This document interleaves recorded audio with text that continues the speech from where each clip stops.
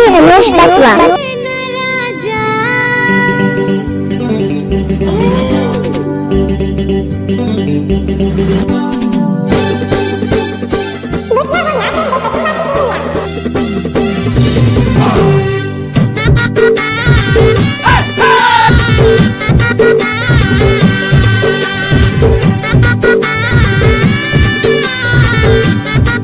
Mix by DJ Anuj gram पतवा वाले।